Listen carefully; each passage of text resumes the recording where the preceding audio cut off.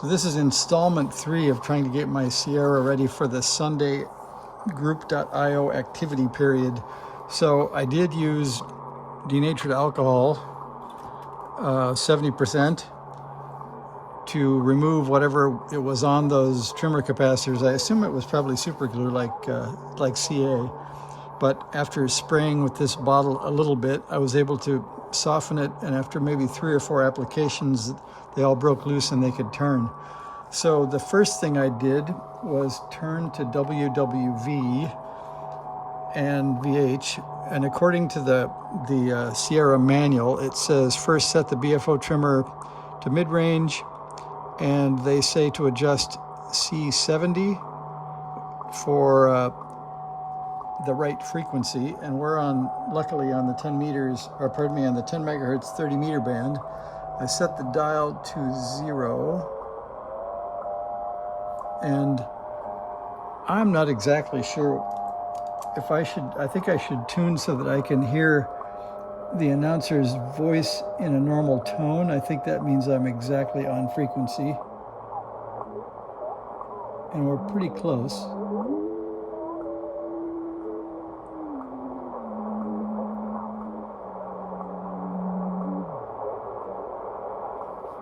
I guess that's it, and it sounds like 0 beat. So we're going to call that close enough for frequency setup, and then I'll go up the dial, and first of all we'll see if we're hearing anything. So we'll go up to 100, and we'll tune around, just a little bit. And of course there's no signals on the band, but I think there was we'll take that one carrier maybe, and I'll peak the receiver input with that, if I can find it again. Oh, there's a signal. So 30 meters is receiving, that's nice. We'll turn the filter up a little bit here.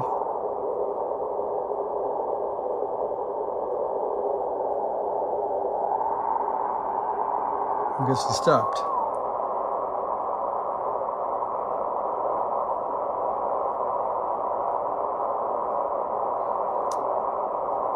Well, I wanted to find something. I'd settle for any carrier.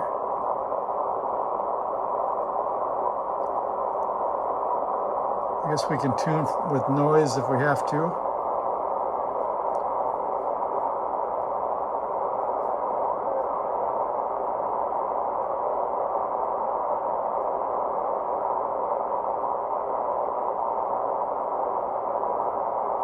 I think it must be my somewhat crappy 30 meter antenna, which is actually a 40 meter dipole on a tuner, and right now I'm set to bypass. So maybe that's another thing I should do for the weekend, is actually build a 40 meter or 30 meter dipole. Anyway, so I'm going to tweak up these two. So on the receiver input, there are 2 caps. There's one right at the antenna, and there's one on this bandpass filter. So that's C1 and C2. I'll try those first, now that they move. Sorry about that. I got to get the light over there. Trouble is, they still have glue in them, so it makes it harder than heck to get the tool in there. I guess C2 is okay. So that's a good peak.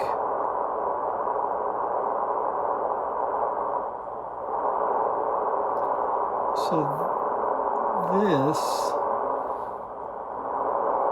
isn't good. It peaks when the cap is closed all the way, and there isn't 2 peaks. So that tells me that that's not really resonant, but I guess it's C1.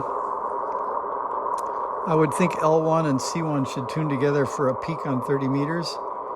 So I'll check L1 after we get off here and see if it's wound correctly. Then we're going to see if we can get onto the dummy load here, and we'll hook up the scope has a convenient push-on clip. We'll stick that right on the output, and then we'll key it, and we'll see what we get.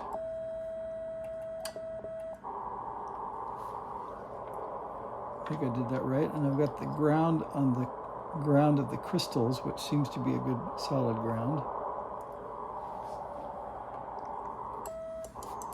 Nothing output.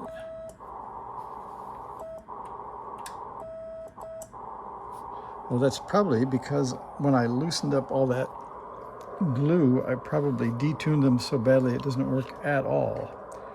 So we may have to go farther back in the circuit and actually tune up the transmitter. I'm conscious that you guys are watching and it may be getting boring at some point here.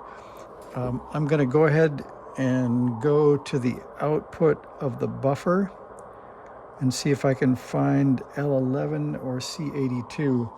So let me leave you guys at that. I'll get a few connection points figured out. I'll come back and we'll tune up the transmit mixer and transmit buffer and see if we can get anything out of it.